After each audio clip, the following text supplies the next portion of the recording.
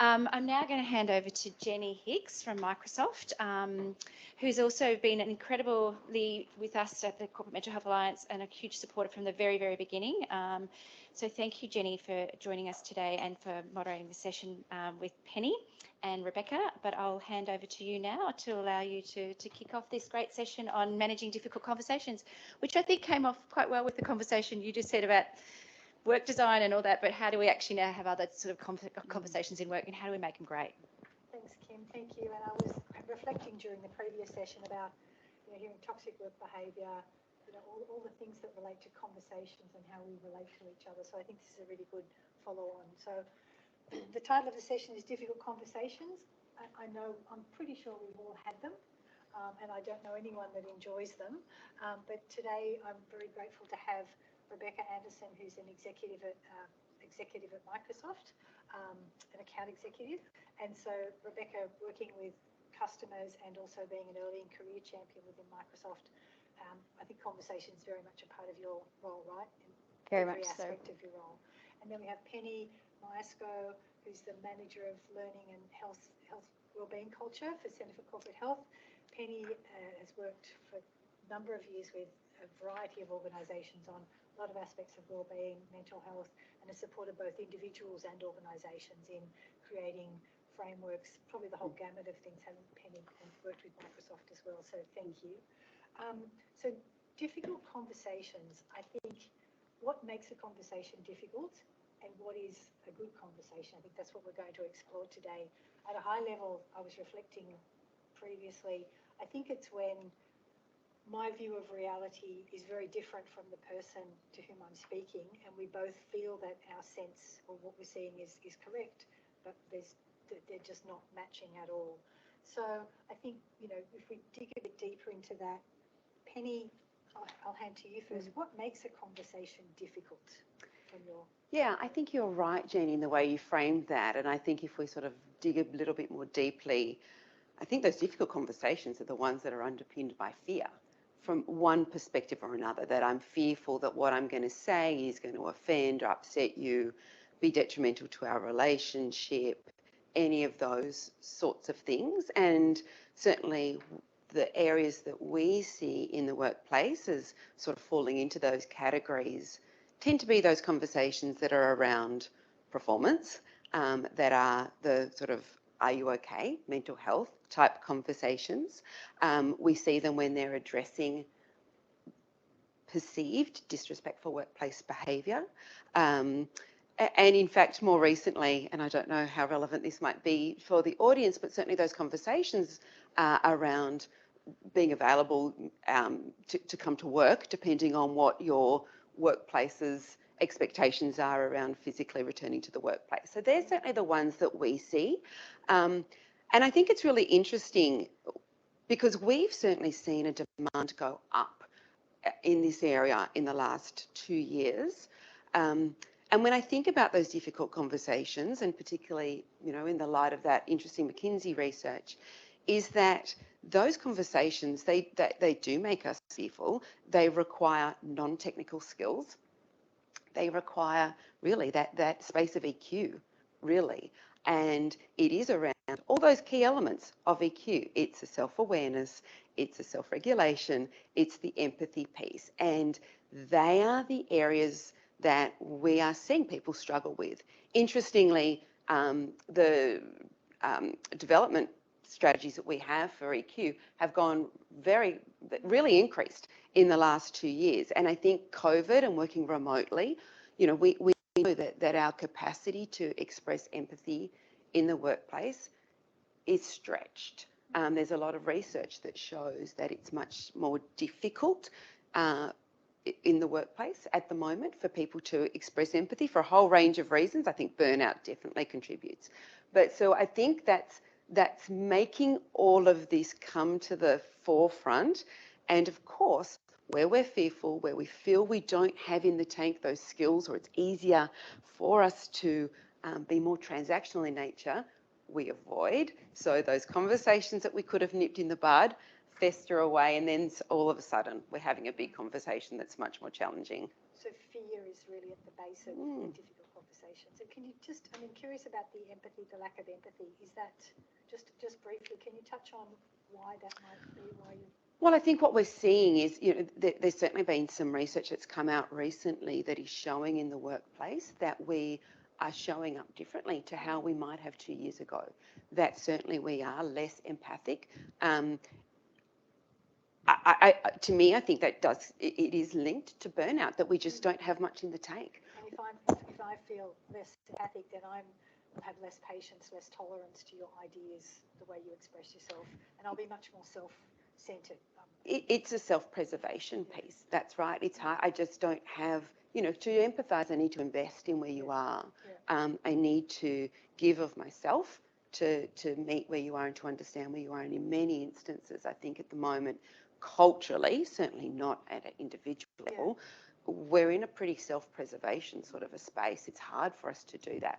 So there's certainly research to show that the workplaces are less empathic than they have been. Wow, thank you. And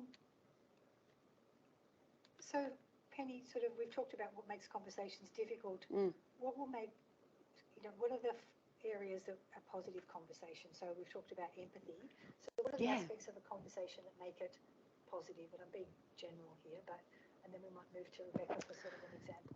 Yeah, I think there are some themes that we're going to probably talk about quite repeatedly through this session. But, when I work with teams about difficult conversations, I think it's really important for us to take a step back and to consider that sometimes those difficult conversations, where they go well, actually really strengthen relationships. They can be the things that make relationships fantastic. It requires a couple of things. It requires trust, really, from both parties to be involved there. So I think where those conversations go well, they certainly have potential to be very positive.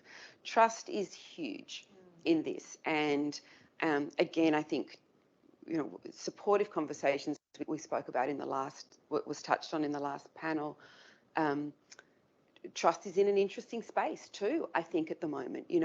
There's no doubt that in working remotely, opportunities to build trust, it's harder. It's just been harder in the last couple of years to build that trust with my team, with those around me. And so I think, again, where I already have a good trust account, when that's nice and solid with my team or with people around me, those conversations that are difficult are more likely to be to be positive, where we both trust one another a lot. But again, I think we're in a climate that it's less secure perhaps than it has been before. And I'm sure also in the virtual environment or in the environment, trust and that connection or building that trust account would be more difficult as well. 100%, that's right. And we even know with our communication, we know a vast amount of human communication isn't just verbal, is it? A lot of it is around our body language, our tone. And wow, that's hard virtually. We've all done it. It's really difficult. I run training programs all the time virtually. And my classic is I'll see people all of a sudden frown, like 2 or 3 people, if their camera's on, which is a bonus in and of itself. But, if we were all in a room, I'd catch myself and I'd think, wow, is something I've said not resonated? Did I miscommunicate that? And how do I manage that on a virtual environment? And when I have gone into that, and I've said, you look quizzical about that. Can I ask what's going on for you? Oh, we've just had an email come through that surprised us. They're reading emails, not listening to me. It wasn't in relation to me at all. So I think it's so much harder when we're operating in this, and all of that really good, the cues that we rely on, we cannot rely on in a virtual environment so much. And I'm glad you raised that, because I think I mentioned when we were prepping for the call, I joined a call. I was really surprised to see 2 participants had avatars instead of their photos. And I found it extremely disconcerting. And it wasn't a difficult conversation, but I was thinking, if I had to engage, do I ask them to turn them off? It adds another layer of complexity to any conversation, I think. Just on the positive conversation, Beck, what are the characteristics for you? I know, we've spoken early in career, customer facing, complex organisation, ongoing change, Yeah. finding your way. Absolutely. Maybe sort of, I'm sure you've had lots of difficult conversations and some positive ones. So perhaps share just a little bit about what, from your perspective, makes a positive conversation. Yeah, and I might just share a personal story of when I had a mental health conversation with a manager, because it touches on kind of a lot of the pieces that you spoke about there, funnily enough. So luckily enough, this happened, we had the conversation during COVID, or kind of right at the start of the first lockdown, but I had trust with the manager that I'd built ahead of time from us spending time together. But at the point in time, I was actually managing one of a virtualization technology, and at the start of the pandemic, we were in triple-digit growth off the back of what had been a product that was relatively early in its stages at the time. So that meant a huge amount of demand, companies really rapidly trying to turn things on successfully so that they could send their people home, so they could be safe, so they could continue their business. What it meant for me was just a huge explosion in my workload. And to be honest, some of the decisions that we had to make at that point in time, I didn't feel like I was qualified to be making. And the first few weeks were okay because I was running on adrenaline. In some ways, it was quite good for me because it kept me really, it gave me something to do in a time that was very uncertain. I always had something that I could kind of turn to. But then a few weeks later, it was, a lot of the factors started compounding. So I wasn't sleeping much. I was anxious. I was living alone, which had always been a really great thing for me. But, once you can't see anyone else, it kind of becomes less of a positive. And yeah, I was kind of reaching breaking point. I was like, physically, I don't know how much longer I can keep doing this. And my manager called me and she was like, hey, are you going okay? And I used my signature response of, yeah, doing well, thanks for asking. And she was like, because you don't look okay. She was like, I'm going to be honest with you, you don't look all right. And I said to her, yeah, I'm not going okay anymore. And she did a couple of really cool things that I kind of would like to call out. So firstly, she said to me, hey, thank you so much for telling me. This is really important. And then she said to me, hey, someone's pinging me on Teams right now. Can you just hold on because I need to put do not disturb on? And I was like, oh, no. You obviously have a million things on. Don't worry. We'll talk about it another time. She's like, no, what I'm telling you is this is the most important thing in my day. So I just need to make sure that I can focus on you.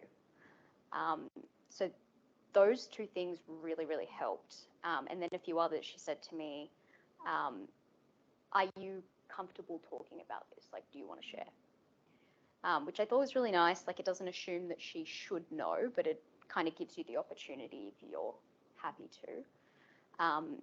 And then she said to me, okay, there's some structural factors that I can help with to alleviate some of the pressure that you're facing. But before I share what I think I can do to help, what do you need? And then finally, and the most important part, was she actually did what she said she was going to do, which I know sounds basic, but she really did follow through on the situation, and she checked back in. She also brought in some additional resources. So she said to me, in a later conversation, hey, I just want you to know, in case you haven't come across it before, our company has EAP. If there's factors that are going on beyond just this particular scenario for you, there's ways we can help. So those were kind of, that's probably the best conversation I've had in a workplace. And she was very, very, clinical isn't the right word, but she was just treating it like I'd said to her, I broke my arm yesterday. She was like, okay, let's figure out how we it sounds like she was very respectful. Very much. Respected your boundaries of wanting to share, but also grateful for you trusting her to share. So it comes back to that trust, doesn't it, Penny? I mean, so I think, and very practical. practical, and I think you raised a really good point at the end, is that she built on that trust that was already there by making sure that she followed through and not just saying things and then nothing happened. Because that Penny, that would erode trust for all of us, right? If you say something and then you don't follow through. Oh, totally. Yeah, such a great example. I really like that, Rebecca. And you know, it makes me think of an instance that I had where I had to give someone some really tough news, and the role of trust that comes into this. And in a workplace perspective, where we're doing you know, we often come and work with teams to understand sort of root cause around psychosocial risk pieces. And we were involved in one where I had to give our key stakeholder, who was a senior leader, what I knew was going to be surprising and very very difficult information. And again, to that, it was really, I spent a lot of time thinking about how I was going to express what I wanted to tell this person. I made sure that we were face-to-face. In COVID, we sort of could. And gave this person really good time to manage and process the information that was provided. And it was interesting, actually, because we had a very good trusting relationship. And it was interesting because she reflected back a couple of months later that she said, oh, that conversation, I really felt like I got hit by a loving, supportive train, which I think was sort of good news. Like, it was always going to be tough news, but felt highly supported and very, you know, very well supported in that. And I reflect back, if we didn't have that trust, I'm not sure how that would have gone on an ongoing basis. Yeah, and I'm just wondering, you know, from both of you, and Beck too, is if you feel there isn't that trust, how do you prepare for a conversation that you sense, or if you find yourself in a conversation that's being difficult and you don't have that trust? Are there any tips? Particularly, I think, from an early in career perspective, when, you know, I know from speaking to people like yourself, you're still navigating the organisation, you're not sure who's who in the zoo and who, you know, is it, what advice would you give to someone about navigating some difficult conversations, or navigating conversations generally where there's a lot of uncertainty? Yeah, I think, you know, there's a couple of things that I tended to do, especially when I just started and I knew I had a difficult conversation coming up. I do a lot of prep for things because it just makes me feel more calm. I kind of know, I know what I need to say, and I can also kind of get down to a point of, what do I really need out of the conversation? What do I think, or what do I anticipate some of the questions the other person might ask are, and you know, where do I even think that we'll find good middle ground between the two of us? But the biggest one for me is, I would usually, if I was anticipating something to be quite difficult, I would always speak to either a mentor or someone who is a year or two older than me and just say, hey, am I even on track? I want to get to here, but and this is kind of what I've thought through, but what have I missed? And that was always really, really helpful for me in figuring out where my blind spots were and figuring out where my biases were. And the thing that I would say from a management or anyone more senior in an organisation, if you're kind of having a difficult conversation with someone who's early in career, might be their first one. Either first difficult conversation or first one on that kind of topic. And so probably give them just a little bit more rope because they're trying to figure out how to frame things. And yeah, that's really good advice. Penny, anything to add? Yeah, that's really interesting. Look, I think when we think about the neuroscience of this, it really helps. You know, and I'm sure most people in the room are really familiar with, you know, when we are fearful, when I think this conversation's going to go badly, or maybe I'm the recipient of a conversation that I wasn't expecting, you know, we know our limbic system takes control. That makes it very hard for us to self-regulate. It makes it very hard for us to empathise because we're very much in our own emotional brain. And so I think whether it is so in the planning, that allows us to self-regulate, to monitor, to know when I'm allowing my emotional brain to take the wheel and, you know, anger, frustration, whatever it is, becomes the predominant piece here, which is never helpful. The planning certainly helps to allow me to self-regulate, to know what the triggers are, to see with that person, if I'm expecting them to become very emotional, what do I need to do there? How do I allow and facilitate for that emotional response to quieten itself down? Before then, we talk about next steps. Before we talk about what might happen from here. And so when we understand, I think, the neuroscience of those heightened emotional responses, it really helps us to navigate that conversation for myself and for somebody else for a more positive outcome. Yeah, thank you. And I also think, Becky talked about preparation perhaps after the call. I know my experience has been coming off a call was a bit difficult, and then in my own head thinking, why did I say that? What did that look like? So possibly also even after some conversations that even moderately difficult to perhaps debrief with someone, just get a sense check as to, rather than sitting in your own head and imagining, catastrophizing about what you should or shouldn't have said.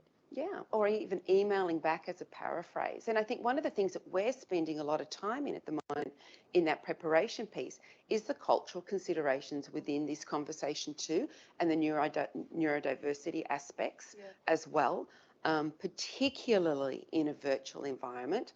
I think, it's a huge topic and we could spend hours talking about it, but I certainly think that consideration is really important when we're having difficult conversations, cross-cultural, cross neurodiversity. Yeah, and I think, well, we spoke about it, it's probably also, there are probably very respectful ways of saying if we are feeling that our emotions are getting, we're not communicating well because of our emotions, to say, can we pause this conversation? Can we just, I think that's probably a better option than barging through just to finish the conversation if it's not being done in a proactive way. Right? Yeah, and I think it comes almost back to that first point around what's my objective here. Is that, we always talk about replacing blame with curiosity. And, what is my objective? Is it to be right, or is it to meet this other person where they are and to really understand what's going on for them, so that together we can start finding a way forward. And I think sometimes when we escalate, when things start going down a path that's not so great, it can be because I'm determined that I'm going to be right, for instance, or so I think coming back to that piece around getting clear on my objectives is very important around that. And as soon as the conversation is not going to be helpful for our relationship, then it's really important then, I think, to maybe park it and come back to it. But, we certainly see there is such a big place for leaders to, as yours did, just meet you at your humanity. I don't need to fix or solve what's going on in someone's life in its entirety, but what can I do where I am to support you? And it makes just an enormous difference to meet someone where they are. Understand, is it about that extra half-day leave? Well, where that really contributes to a good relationship, that's gold. Exactly. Yeah. And I think what I've found also is sometimes when you might allocate 30 minutes for a meeting, and then you just get to the meaty part of the conversation and the meeting's finished. So I think that's also when I found it really good to pause and say, look, rather than try and rush this through and end it either not well or really with so many questions, to just park it until you have, and just say, this is such an important conversation for me. Can we make some more time to really dig deep into these issues? Yeah.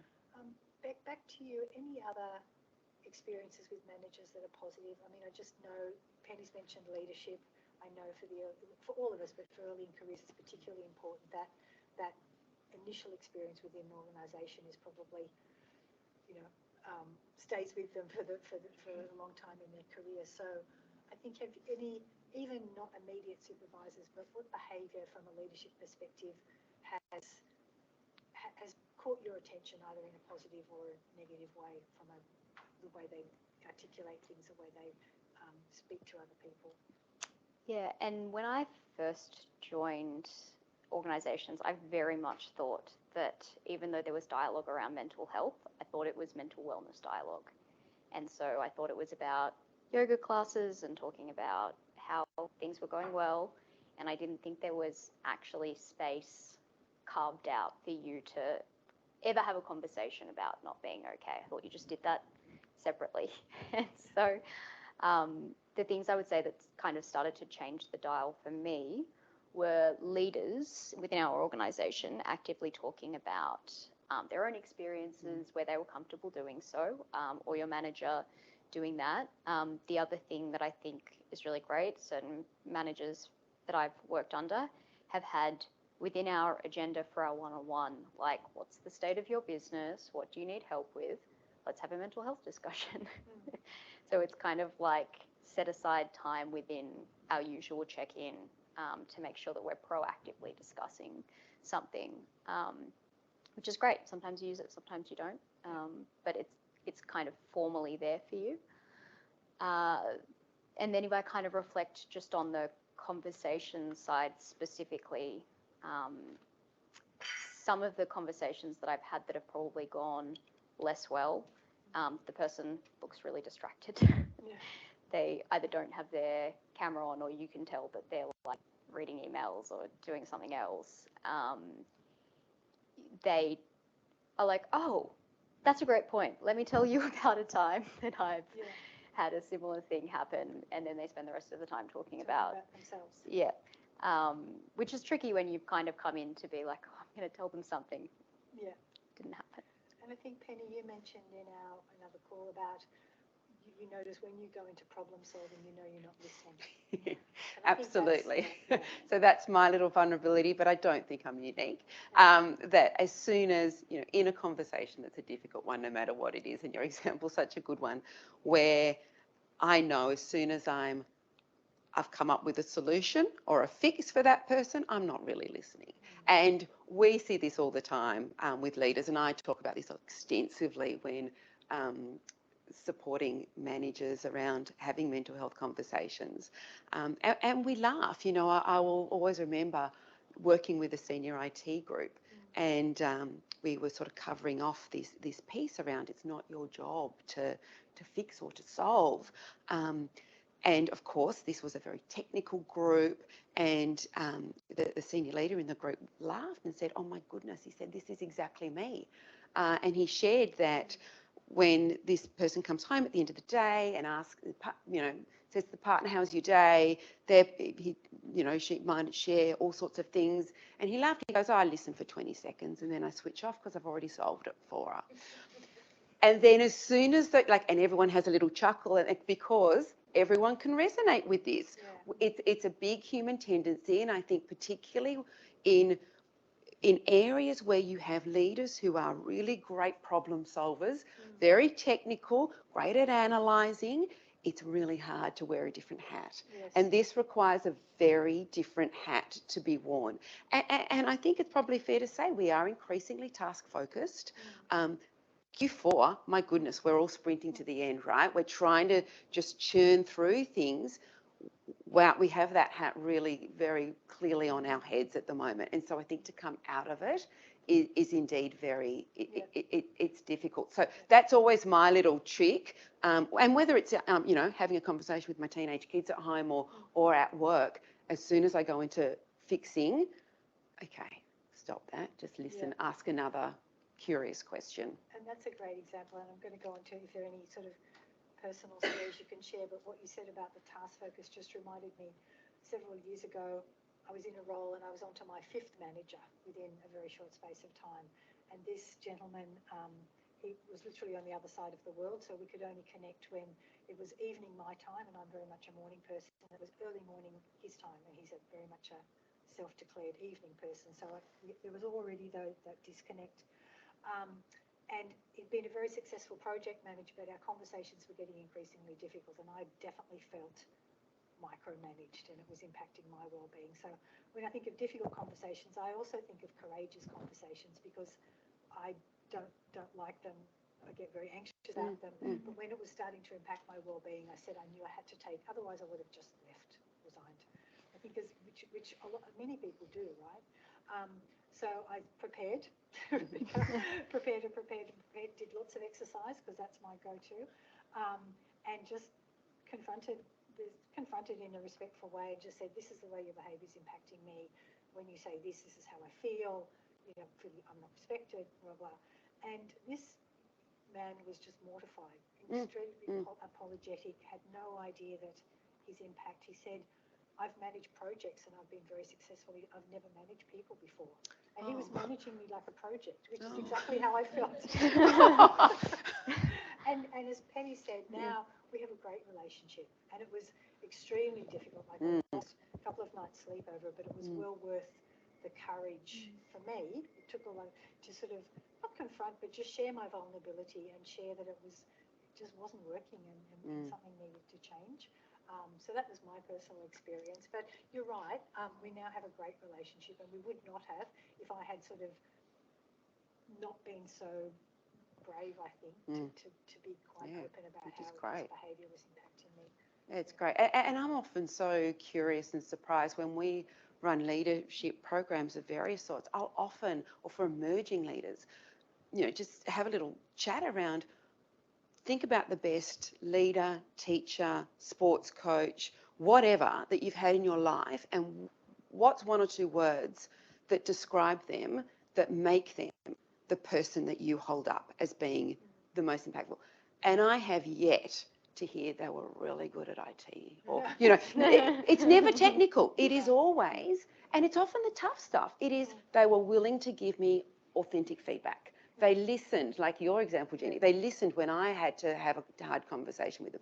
It's all that EQ stuff. That's what actually makes a difference. And your leader, her example was a really good one, it wasn't her technical expertise. It was that fabulous conversation that actually makes you really have that respect in that relationship. And I think coming back to the courage, I think it takes courage to make space, particularly in the busyness, and when this is in particular, I don't know, for the data analysts in the room, it's difficult to measure the quality of a conversation, but it is what we're talking about, right? And that quality has impact on a lot of things. So I think it's making space, making it a priority, and taking the time to be very clear on what you'd like, what is the outcome of this conversation. And to have them early and frequently. Yes, that's true. And we certainly saw through COVID, when we first all went into lockdown, huge avoidance of those conversations. So that, 12 months later, people were really surprised by the conversations their managers were finally having with them. And it wasn't great because, I was shocked. I didn't know that this was an issue, and you're suddenly telling me it is, because it's been really hard to have them virtually, particularly with no cameras on and all those sorts of things that we were finding. So just on that, Penny, we've got a couple of minutes. Kim, keep me to time. For people that, how do you coax, rather than let it run too long, how should a manager or even a peer coax a conversation, or at least open the door rather than letting things, because if people will hold back and don't say anything, you don't know what you don't know.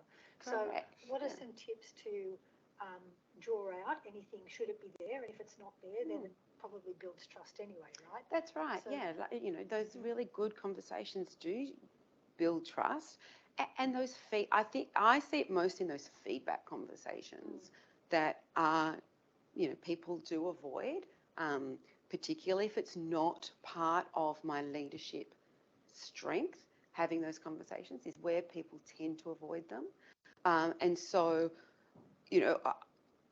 when I'm working with people around this, to me it's about having, finding the right one. So practicing, understanding what you're going to say, getting good at some of the nuanced pieces of that conversation, just the practical tips and tricks, giving someone, giving them maybe a little introduction, understanding, giving them space to respond, knowing when they're ready to move on. So doing all of that, and then we practice in a safe space. I'm always a big fan of, don't go into the big important meeting and go, that's your first one.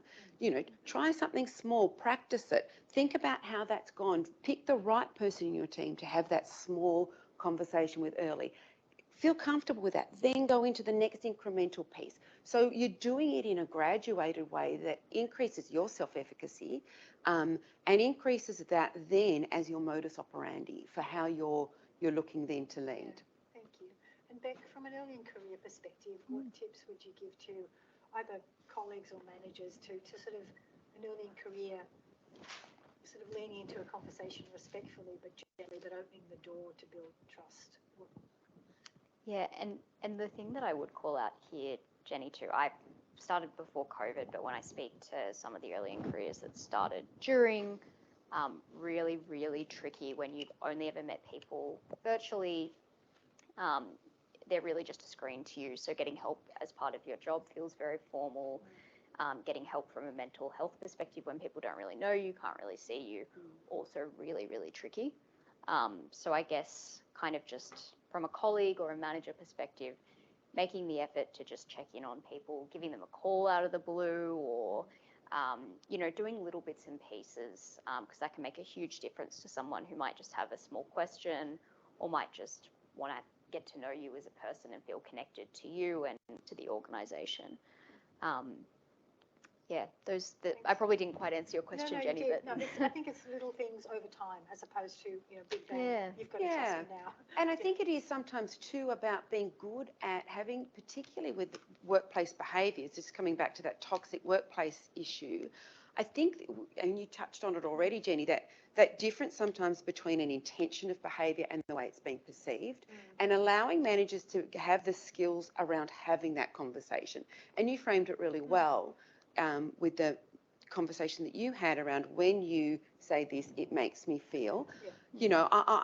I've yet to meet really anyone whose objective is to make people's lives difficult at work. It doesn't really, that's very rarely the intention.